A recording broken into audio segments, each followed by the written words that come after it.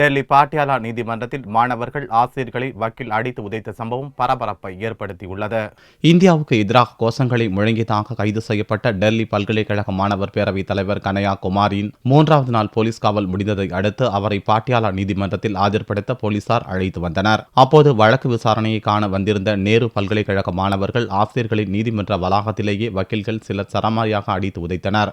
India வாழ்க, நேரு பல்கலைக்கழகம் ஒழிக என்பது போன்ற கோஷங்களையும் வக்கீல்கள் முழங்கினர். இதை படம் பிடிக்க முயன்ற பத்திரிகையாளர்களும் தாக்கப்பட்டனர். பாரத் மாதா கி ஜெய், வந்தே மாதிரம் என முழங்கியபடி மாணவர்கள், ஆசிரியர்கள், பத்திரிகையாளர்களை நீதிமன்ற வளாகத்தை விட்டு வக்கீல்கள் விரட்டி அடித்தனர். வளாகத்துக்கு வெளியே மாணவர் ஒருவரை டெல்லி பாரதிய ஜனதா எம்எல்ஏ OP சர்மா தாக்கினார். இத்தனை சம்பவங்களும் போலீசாரின் முன்னிலையில் நடந்தது.